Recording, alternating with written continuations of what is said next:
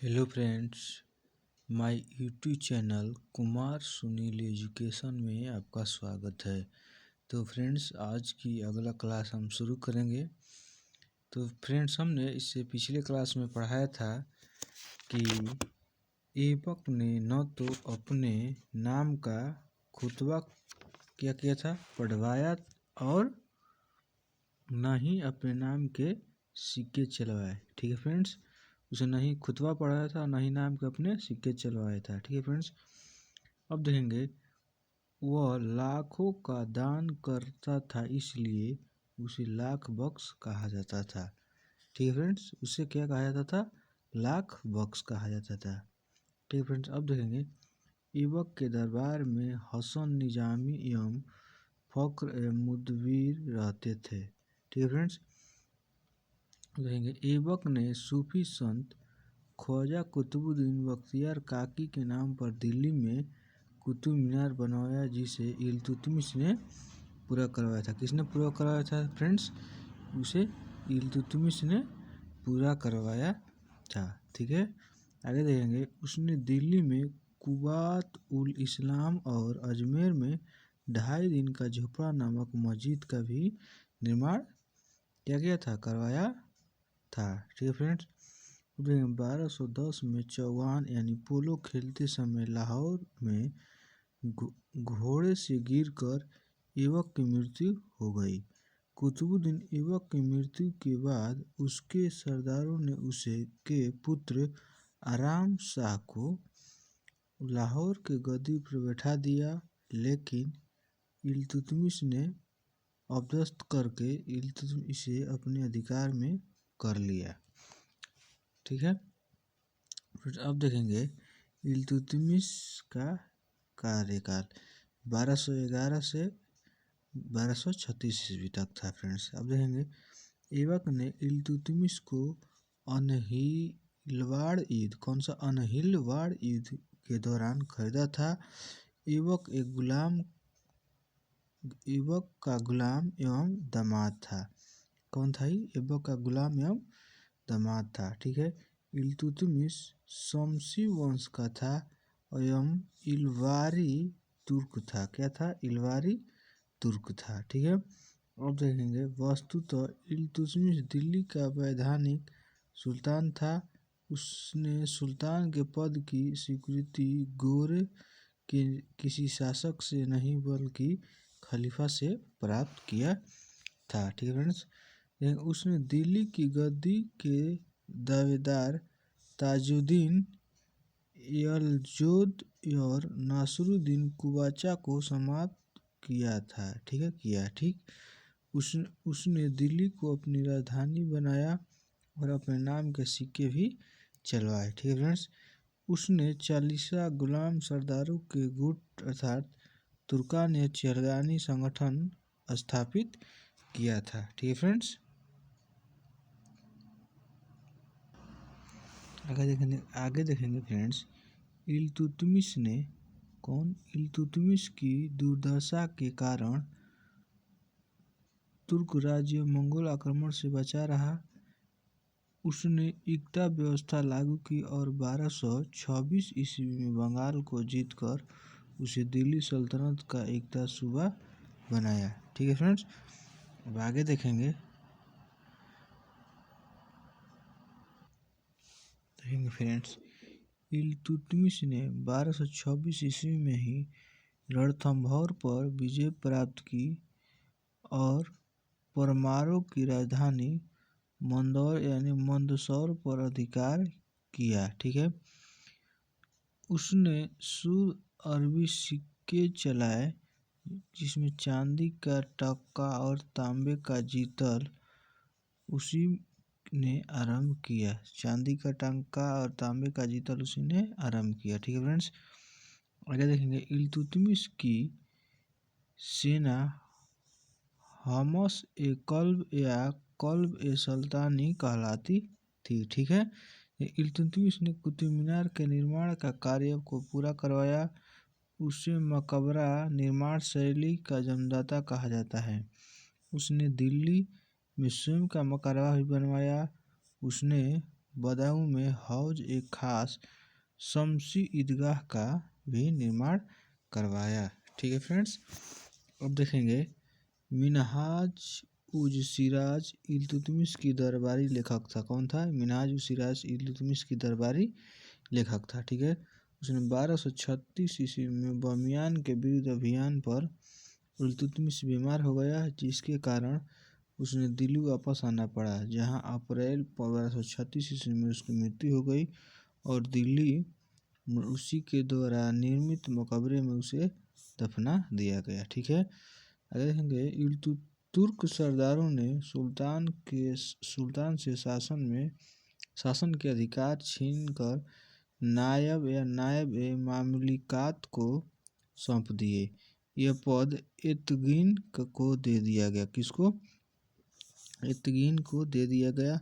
1241 ईस्वी में जब मंगोलों ने पंजाब पर आक्रमण किया, तब तुर्की सरदारों ने बगावत कर बहराम शाह को बंदी बना लिया और 1242 ईस्वी में उसकी हत्या कर दी। ठीक है फ्रेंड्स, आगे देखेंगे इसमें अब रजिया कौन थी? रजिया, इसका शासन 1236 से 1240। ठीक है, इल्तुतमिश की मृत्यु के बाद रुकनुद्दीन फिरोज शाह अपनी मां शाह तुर्कान के सहयोग से गद्दी पर बैठा।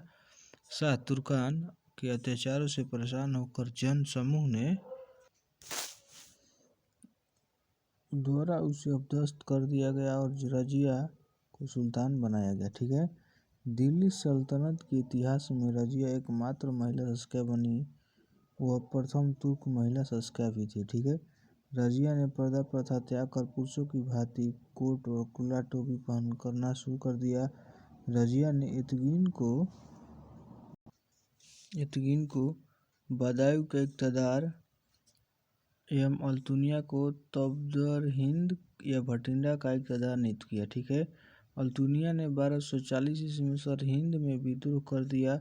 अंततः रजिया ने अल्तुनिया से शादी कर ली। ठीक है, 13 अक्टूबर 1240 ईस्वी को मार्ग में कैथल के निकट कुछ डाकुओं ने रजिया और अल्तुनिया की हत्या कर दी। ठीक है, रजिया का भी असफलता का मुख्य कारण तुर्की गुलाम की महत्वाकांक्षाएं था। ठीक है, अब देखो मोइजुद्दीन बहराम शाह, इसकी शासन 1240 से 1242 ईस्वी। ठीक है, रजिया ने तबरहिंद प्रस्थान करने के बाद तुर्क सरदारों ने इल्तुतमिश के तीसरे पुत्र बहराम शाह को सिंहासन पर बैठा दिया। ठीक है, अलाउद्दीन मसूद शाह 1242 से 46 ईस्वी। मसूद शाह इल्तुतमिश के पुत्र सुल्तान फिरोज शाह का पुत्र था। इसके शासन में समस्त शक्तियाँ नायब के पास थी। ठीक है, बलबन ने अमीर ए हाजिब का पद प्राप्त करके अपना शक्ति बढ़ाना शुरू कर दी। ठीक है, जून 1246 ईस्वी में बलबन ने मसूद शाह को सिंहासन से हटा दिया। मसूद शाह की मृत्यु कारागार में हुई। ठीक है, नसरुद्दीन मोहम्मद 1246 से 1266 ईस्वी। नसरुद्दीन मोहम्मद 10 जून 1246 ईस्वी को 16 वर्ष की अवस्था में सिंहासन पर बैठा। उसके सुल्तान बनने के समय राज्य शक्ति के लिए जो संघर्ष सुल्तान और उसके तुर्की सरदारों के मध्य चल रहा था, वह समाप्त हो गया। ठीक है, नसरुद्दीन के समय शासनकाल में समस्त शक्ति बलबन के हाथों में था। 1249 ईस्वी में उसने बलबन को उलू खां की उपाधि प्रदान की। ठीक है, और नायब मामलिकात का पद देकर कानूनी रूप से शासन को संपूर्ण अधिकार बलबन को सौंप दिया। किसको सौंप दिया? शासन के पूर्ण अधिकार किसको? बलबन को सौंप दिया। ठीक है, 1266 ईस्वी में नासरुद्दीन की मृत्यु होने पर बलबन ने स्वयं को सुल्तान घोषित किया तथा उसका उत्तराधिकार बन गया। ठीक है, अब देखेंगे नासरुद्दीन बलबन 1266 से 1287 ईस्वी पूर्व। ठीक है, पूर्व ईस्वी। बलबन इल्तुतमिश की भांति इलवरी तुर्क था। उसने 20 वर्ष तक वजीर की हैसियत से तथा 22 वर्ष तक सुल्तान के रूप में शासन किया। ठीक है, रजिया के समय बलबन अमीर शिकार के पद पर था।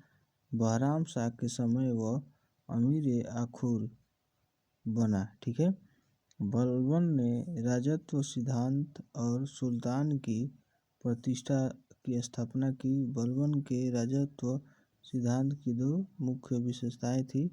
प्रथम, सुल्तान का पद ईश्वर के द्वारा प्रदान किया हुआ होता है, और द्वितीय, सुल्तान का निरंकुशता का होना आवश्यक है। ठीक है। बलबन ने चालीसा तुर्क सरदारों के गुट की समाप्ति की। बलबन ने कई ईरानी परंपराओं जैसे सिजदा, पैबोस और पैबोस, ठीक है, सिजदा यानी भूमि पर लेट कर, और पैबोस यानी चरणों को चूमकर। ठीक है फ्रेंड्स। बलबन ने रंग और नीति का पालन किया। उसने ईरानी त्योहार नवरोज को भी आरंभ किया। ठीक है। वह स्वयं को फिरदौस के सहनाम में वर्णित अफरासिया वंश बताया था। ठीक है फ्रेंड्स। बलबन ने एक पृथक सैन्य विभाग दीवान अर्ज की स्थापना की। बलबन ने जिल ए इलाही, ईश्वर का प्रतिबंध की उपाधि धारण की। ठीक है। प्रतिबिंब क्या उपाधि धारण की थी। ठीक है फ्रेंड्स। अब देखेंगे कैकुबाद और शमसुद्दीन क्यूमर्स 1287 से 90 ईस्वी। बलबन ने अपनी मृत्यु से पहले अपने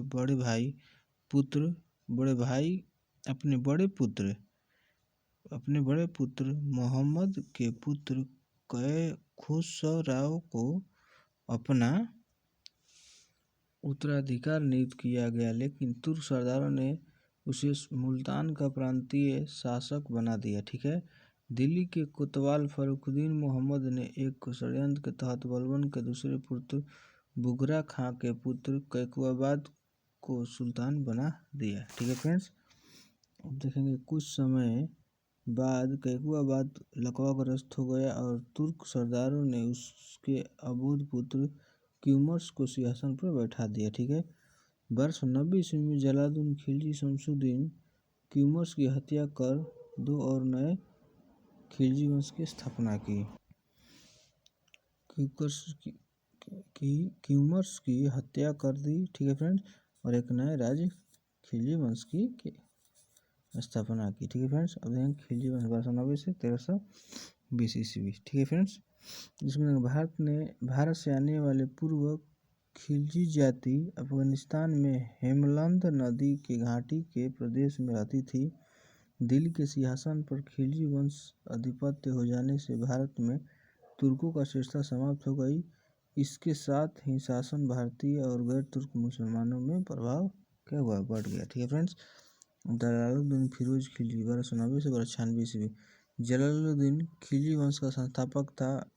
उसने किलोखरी या कुलागढ़ी को अपनी राजधानी बनाई थी। ठीक है। सुल्तान बनने के समय जलालुद्दीन 70 वर्ष का था। वही कारण था कि वह उदार और सहिष्णुता बन गया था। ठीक है फ्रेंड्स। इसके शासनकाल में 3 प्रमुख विद्रोह हुए: मलिक छज्जू विद्रोह, ताजुद्दीन कुचुद्दीन षड्यंत्र, सिद्दी मौला षड्यंत्र, जिसे बाद में फांसी दे दिया गया। ठीक है। अब देखेंगे जलालुद्दीन के समय की सबसे महत्वपूर्ण घटना अलाउद्दीन का देवगिरी का आक्रमण था। रामचंद्र देव देवगिरी का शासक था। अमीर खुसरो और हसन देहलवी जलालुद्दीन के दरबार में रहते थे। 20 जुलाई 1296 को अलाउद्दीन के इशारे पर इख्तियारुद्दीन हुद द्वारा छलपूर्वक जलालुद्दीन का वध कर दिया गया। ठीक है फ्रेंड्स। अब देखेंगे अलाउद्दीन खिलजी 1296 से 1316 ईस्वी। ठीक है फ्रेंड्स। अलाउद्दीन के बचपन का नाम अली या गुरसब था। ठीक है फ्रेंड्स। क्या था? अली या गुरसब था। ठीक है फ्रेंड्स। अब देखेंगे सुल्तान बनने से पहले अलाउद्दीन अमीर तुजुक के पद पर था। 22 अक्टूबर 1296 ईस्वी को अलाउद्दीन ने दिल्ली में प्रवेश किया, जहां बलबन के लाल महल में उसने अपना राज्याभिषेक कराया और दिल्ली का सुल्तान बना और सिकंदर सानी की उपाधि धारण की। कौन सी? सिकंदर सानी की उपाधि धारण की। ठीक है फ्रेंड्स। और साम्राज्य का विस्तार। अलाउद्दीन की आकांक्षाएं साम्राज्यवादी थी। उत्तर भारत के राज्य के प्रति उसकी नीति राज्य विस्तार की थी, जबकि दक्षिण भारत में वह राज्यों से अपनी अधीनता स्वीकार करवाकर और वार्षिक कर लेकर संतुष्ट था। ठीक है।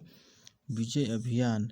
उत्तर भारत में गुजरात, रणथंभौर, चित्तौड़, मालवा, धार, चंदेली, सिवानी, जलार था और दक्षिण भारत में देवगिरी, वारंगल, द्वार समुद्र, मलबार था। ठीक है फ्रेंड्स।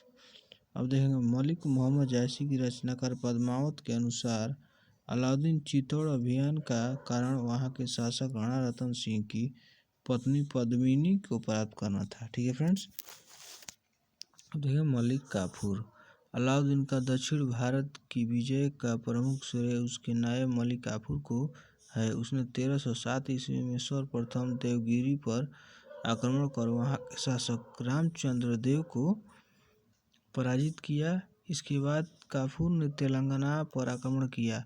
वहां के शासक प्रताप रुद्र देव ने आत्मसमर्पण कर मलिक काफूर को कोहिनूर का हीरा सौंपा, जिसे मलिक काफूर ने अलाउद्दीन खिलजी को सौंप दिया।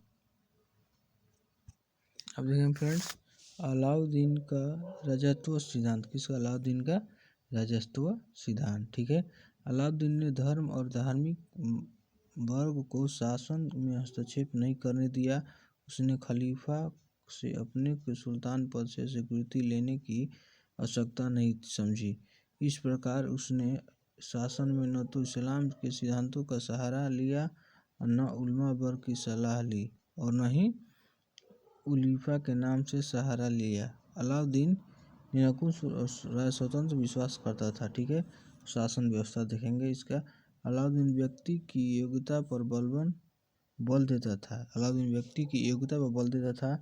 उसने गुप्तचर विभाग को संगठित किया। इस विभाग का मुख्य अधिकारी दीवान ए मामलिक था। कौन था?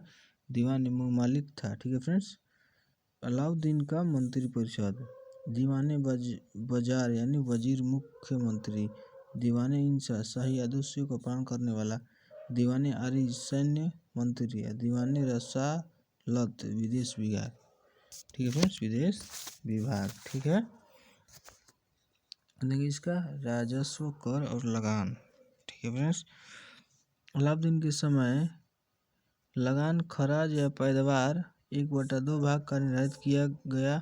वह पहला सुल्तान था जिसने भूमि को नाप कर लगान वसूलना का आरंभ किया। इसके लिए बिस्वा को इकाई माना गया और लगान को गल्ले के रूप में लेना पसंद करता था। ठीक है। अलाउद्दीन ने 2 नए कर लगाए, मकान घरई कर, चराई कर। ठीक है फ्रेंड्स।